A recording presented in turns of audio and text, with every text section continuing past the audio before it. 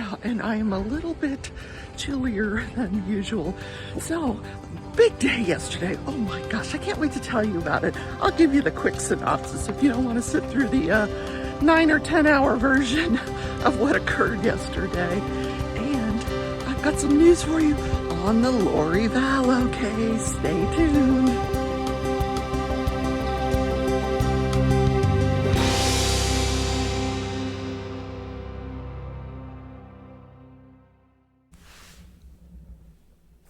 Good morning, everybody. Crafting Journey here, that Journey Chick on Instagram. What a day we had yesterday. Oh my gosh. I went live for the opening statements in the Darrell Brooks case. Darrell Brooks case. His name is not Darrell, it's Darrell. He is the defendant in the Waukesha Christmas Parade massacre.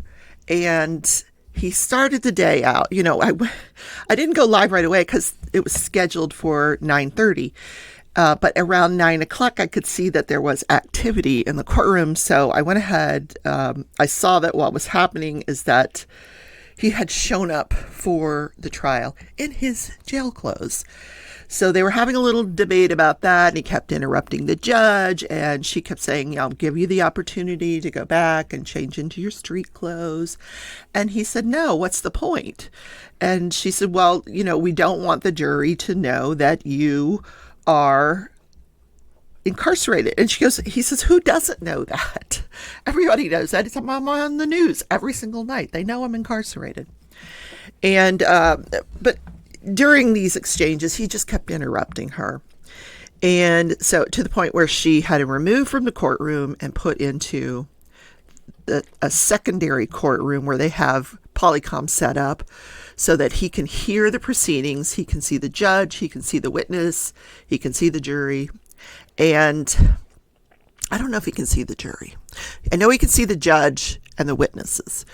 And then she gave him a sign that he would hold up that says objection if he has an objection, because she has him muted, and so he can't interrupt her. If he holds up the objection sign, she is supposed to unmute him. But what she asked him to do yesterday was write down your objections. So what they were trying to do before the trial actually got underway was to approve the jury instructions. And right away, the prosecution said, no, there no issues with the jury instructions. So she unmuted him. And at the point where she unmuted him, he was shirtless. He had taken his shirt off and apparently had also removed his shoes and had gestured like he was going to throw his shoe at one of the bailiffs. So she asked him, and he had his back turned towards the camera, and there was some issues about whether he could hear or not hear, and then they went off the record so they could fix the Polycom so that he could hear. And so finally they get that all worked out, and she says, I'm asking you a question. Do you approve of do you have any objections to the jury instructions? And he says, yes. Well, what is your legal objection to the jury instructions? And he just never would say. So she says, I'm going to take that as non-responsive, and we're going to go forward with these jury instructions. And she gave him multiple opportunities. Listen, do you want to come back into the courtroom for the proceedings? Can you conduct yourself in the manner in which we've outlined? I do not want to come back until I am seen by a nurse. I have a cut on my finger and a bruise on my arm that happened during the bailiffs taking him out of the courtroom and into the other courtroom. And she said, well, it doesn't appear that you're in any medical distress. I'm going to move forward. I'm bringing in the jury, and we're going to read these instructions. So the trial gets underway. She's reading the instructions. These were the lengthiest instructions I have ever heard in my entire life, because he has 78 counts, and she went through every single count. 6 murder counts, with a vehicle, 6 hit and run counts with the vehicle, everyone that was injured bail jumping, domestic violence towards the woman that he hit. Just crazy. So that all takes place, but and keep in mind, he's now in another courtroom. So then she gives him a chance. Do you want to come back to the courtroom for opening statements? Yes, I do. By then, lunch has happened. They have lunch. She gives him an opportunity to, again, put on his street clothes, and he says no. Now, here's an interesting thing that was put on the record, both by the prosecution and adopted by the judge, is that everyone feels like what he's doing is purposeful, that he knows how to conduct himself. He's had 4 different competency examinations, and all of them said he is competent to stand trial. He understands the proceedings. The conduct that he's exhibiting is just deliberate. He's deliberately disrupting the trial to delay it. So that was put on the record. He comes back into the courtroom, and after some back and forth with the judge again, he's removed and to the other courtroom.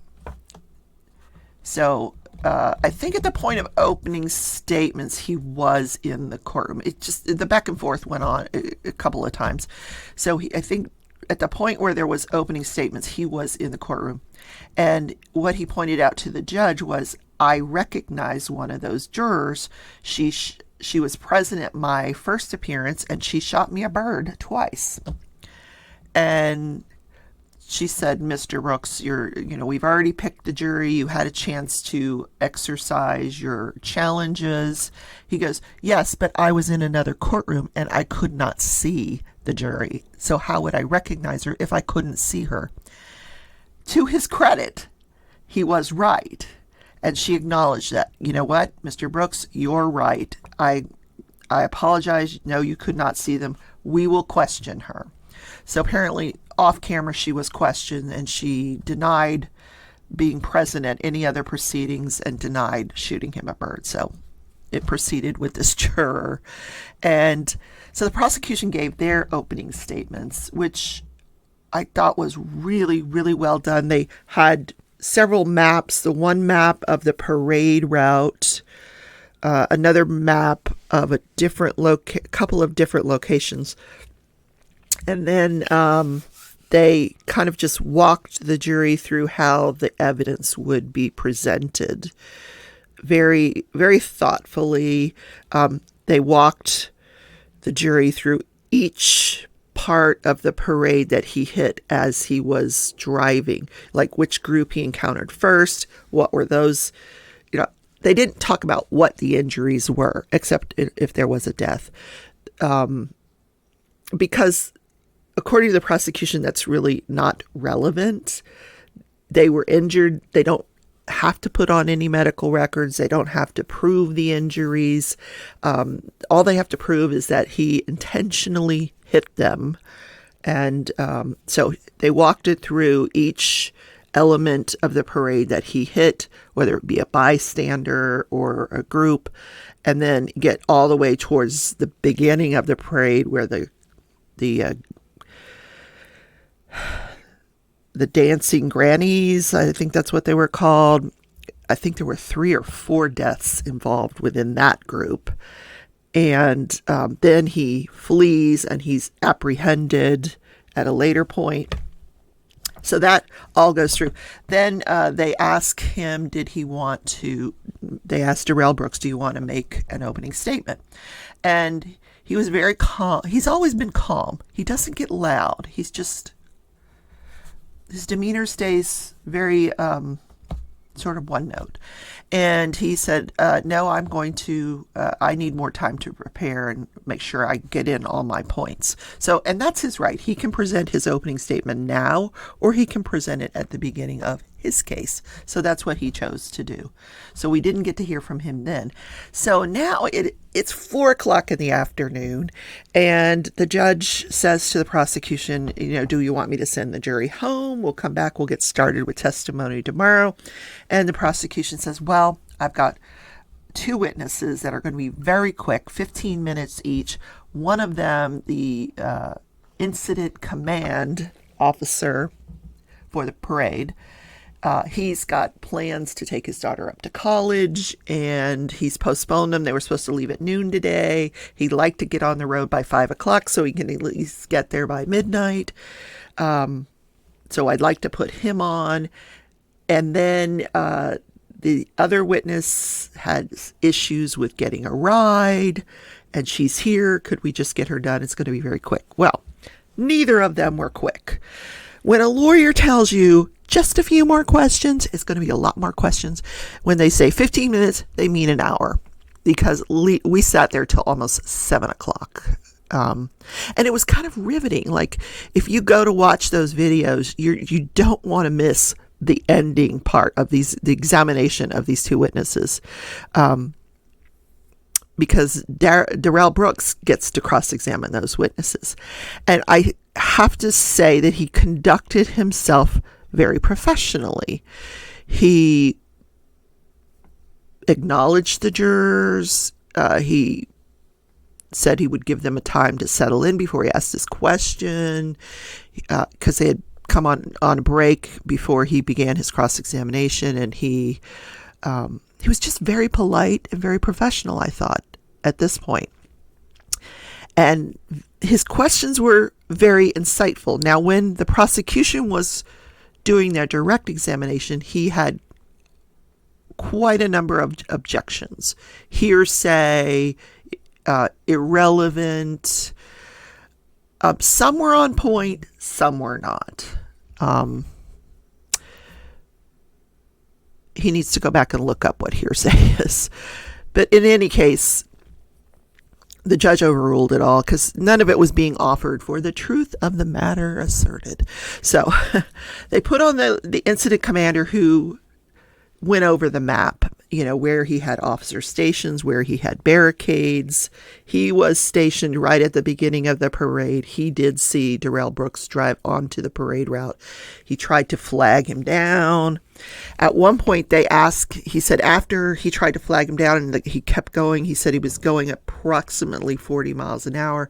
And they said, what was happening right after that? And he says, well, there was all kinds of chatter on the radio. And at this point, he just stops, and you could see that this officer was trying to compose himself, that whatever it was he had heard was so horrific that it took him a good 60 seconds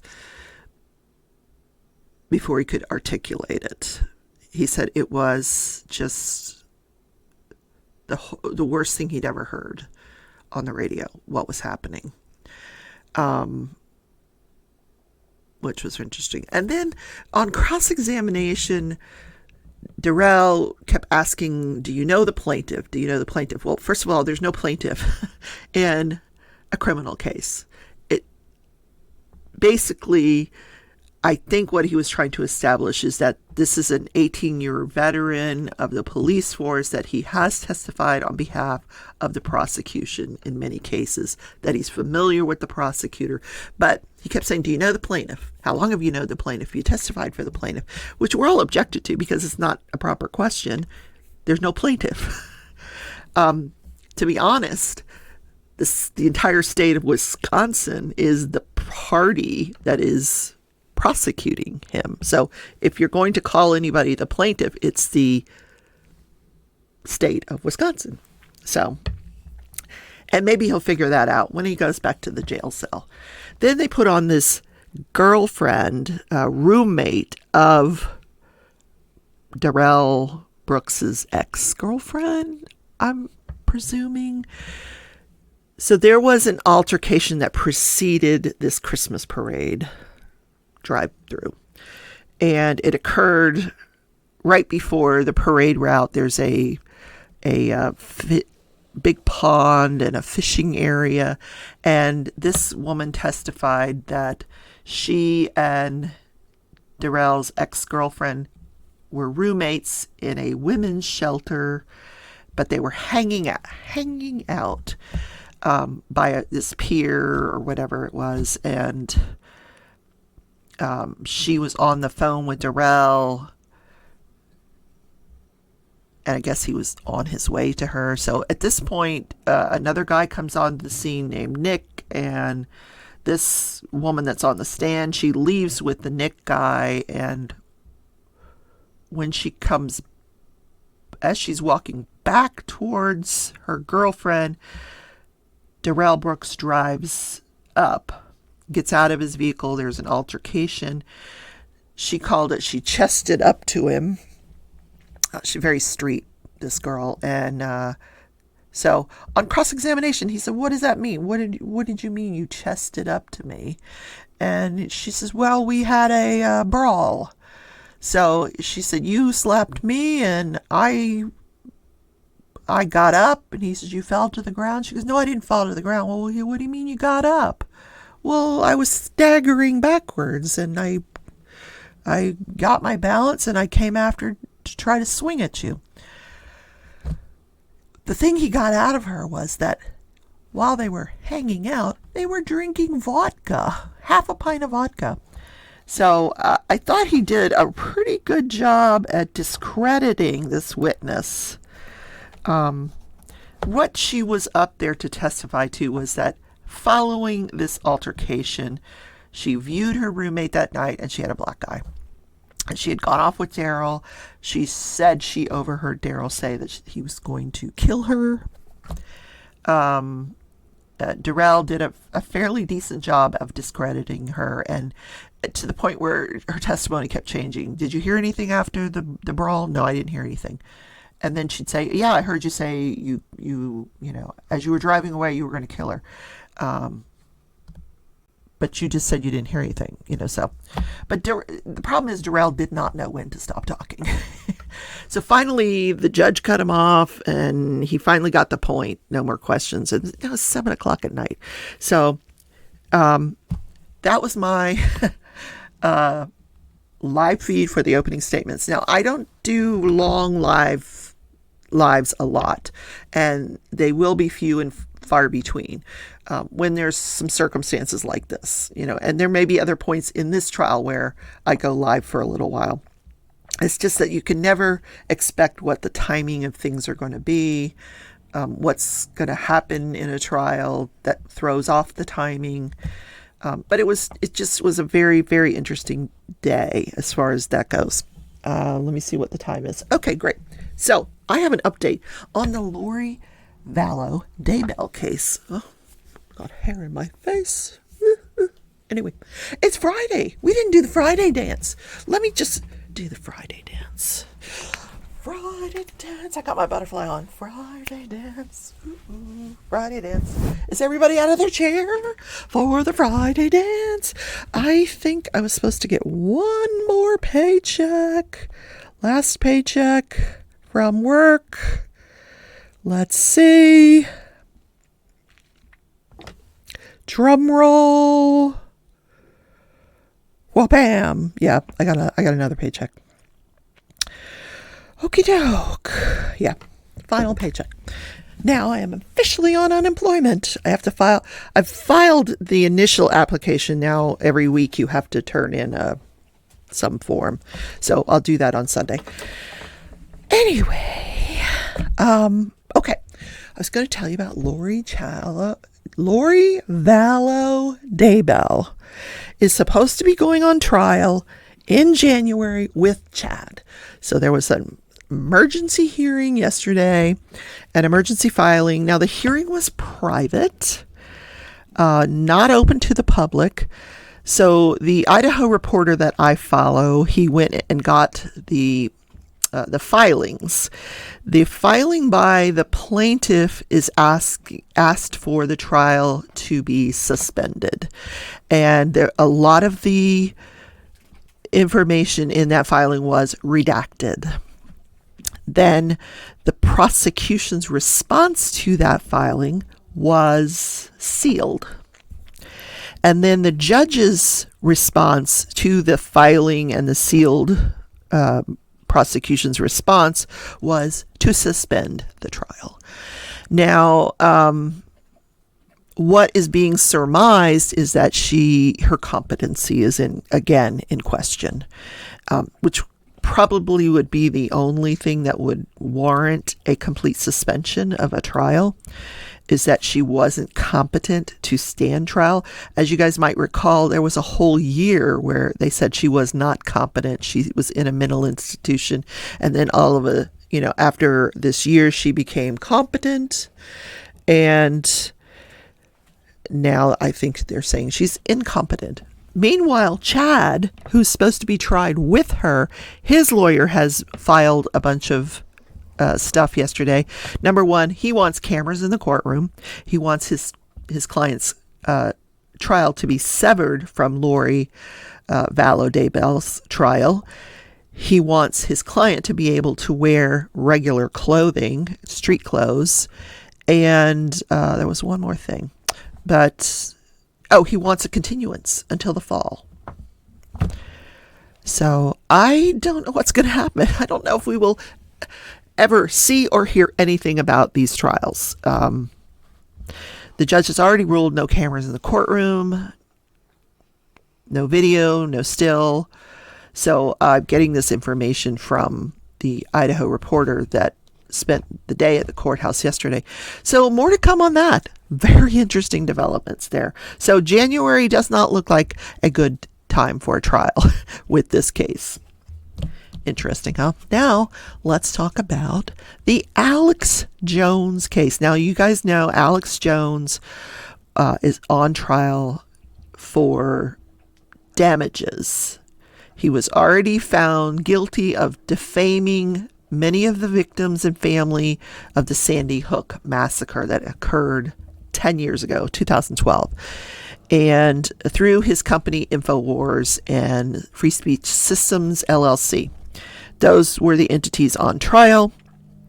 Alex Jones chose not to take the stand in his own defense, was not present yesterday for the closing arguments.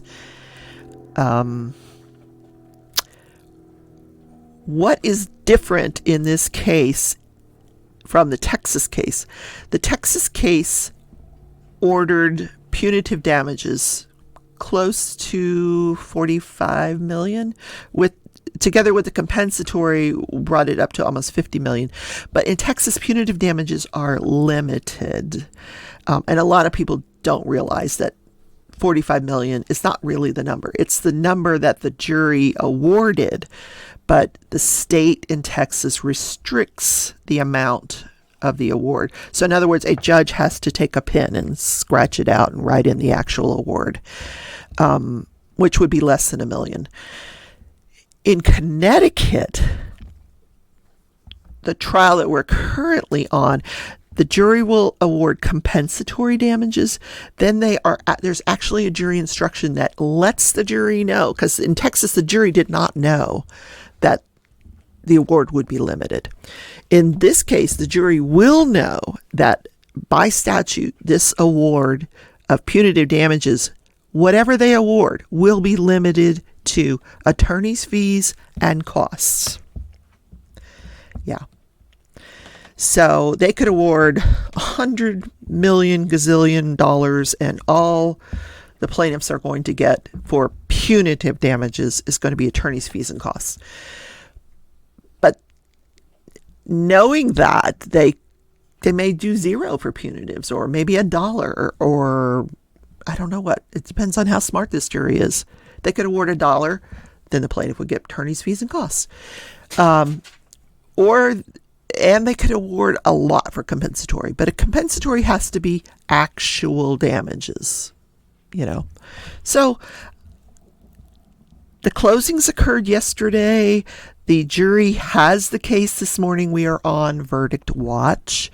If a verdict comes down, I will bring that to you. The jury this morning asked, one, could they have an easel with some dry erase markers to I don't know what they're doing with it. And they also asked for a copy of the charges, the jury charges, you know. So that was given to them. So they are back deliberating, and the judge has said, you know, lunch will be provided and so on and so forth. So we're waiting for that case to go forward. Now, I'll be honest with you, I don't know what happened in George Wagner case yesterday. I will bring that update to you on Monday. I think that's all that's going on in the trial world. So it is national. I have to mention this. I don't often mention the national days anymore, but it is National Frappe Day. My sister loves frappes from McDonald's. Large mocha frappe. I enjoy them too. Once a while, like once a week maybe. They're delicious. Now, how is that different than an iced coffee? Iced coffee is just coffee and ice. The frappe is a coffee drink that's blended, and then they put the whipped cream on top. That makes it delicious. And then they drizzle chocolate over it. And if you want a caramel one, they'll drizzle caramel over it. You know, yum. Oh, yummy. It's so funny because the other day during my Goodwill run, I found a really nice blender that I'm going to resell before my sister figures out she can make her own frappes, which would be cheaper. But I need to sell stuff. So today is yard sale day, but I've got so much footage from Goodwill and yard sales last week that I need to just sit down and do some videos. And I'm, you know, after that sitting here all day yesterday for this trial, I was a little stiff. Let me show you what I was doing during this trial, though. I was working on the kitten. Look how cute she is. Oh my God. Now, I will tell you that the crystal ball is almost all ABs. And the wand has some gold in it, gold metallic. The eyes are glow-in-the-dark crystals. But this is turning out absolutely beautiful. Now, this is a partial diamond painting. So the area around the cat and the crystal ball is not diamond painting. Partial versus full. Full, if you had a full diamond painting, you'd have to diamond paint every single inch of the canvas. But here you just paint the image. The background's absolutely beautiful the way they did it. So and I'm happy because it's like a little snack for me. I've been doing these very large landscapes all year. And I'll get back to the dog, the black lab, probably next week. I'll switch them out because we have all of October to get through this one. Anyhow, I did not do any diamond painting today. None at all. Here's my stuff. But I'm not going to. I need to show you what is new from diamondpaintingdrills.com. First of all, this month of October, look at the sticker. It's amazing. It's got like little pumpkins all over it. I usually give my sticker to my sister. Oh, Alyssa, you're going to have to start giving me 2 stickers. One for my sister, one for me. So she wanted me to show you guys what's kind of new in the store. She's got a lot of glow in the dark in the store. Now this one I already opened because what I did in the pupil of the cat's eye, there was a white AB, just one white AB in each eye. I don't know if you can see it. So I switched it out for this white glow in the dark drill. So that one's already open. Then I got some yellow glow in the darks and some blue glow in the darks. How cool is that? So that would have been pretty here too, but I opted to do the crystals instead, but still amazing. So these are available at diamondpaintingdrills.com. The link to that store is down in the description. If you follow that link that's down in the description of my video and you make a purchase through that link, I will make a very small commission, and it's very much appreciated.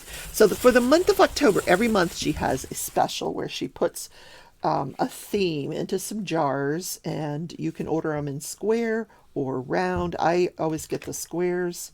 Sometimes I get the rounds too for my sister, and she was disappointed that I didn't. But we're on a little bit of a budget, so here we go. The top row, it's very hard to see. The top row are purple, green, gray, and orange glow in the darks.